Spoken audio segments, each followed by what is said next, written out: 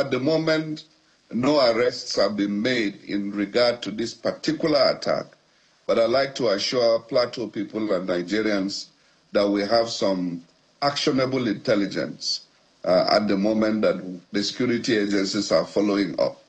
I don't want to say more so that I do not jeopardize the ongoing investigations. What I'd like to assure Plateau people and Nigerians is that by the grace of God, we are determined to fish them out.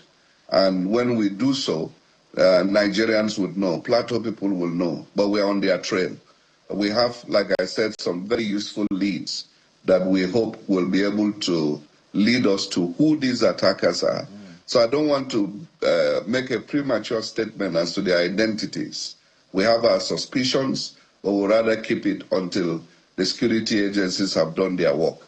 And I can assure you that the security agencies are more motivated than before to be able to unravel this, because it's an embarrassment to them that this took place. Like I said, they were all blindsided because of the relative peace that we have been able to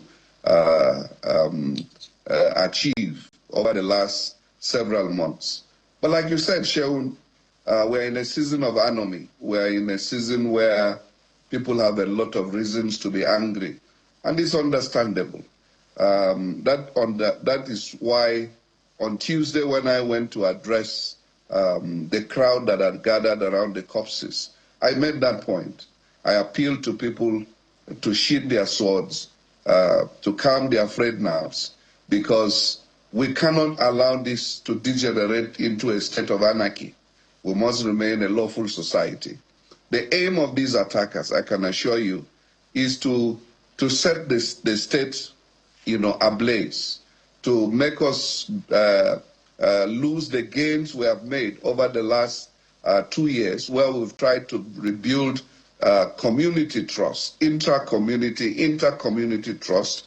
We've done a lot of non-kinetic work in trying to rebuild confidence among citizens of Plateau. And I want to tell you that it has gone a long way in promoting the peace we had obtained. We cannot afford to lose those gains. And at the moment, I'm glad to tell you that at various levels of leadership, people are taking initiative to talk to themselves. I was excited when the Plateau Youth Council initiated a conversation among the youth, both Christians and Muslims, not even government initiated. It was done on their own, suo motu. And these are the kind of conversations going on.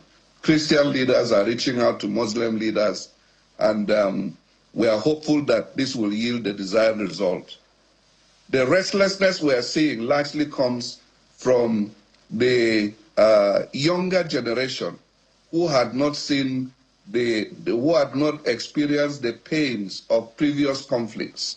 But I can tell you, most of those who experienced the previous conflicts are fatigued, and they would rather have us live in peace so that we can develop as a state.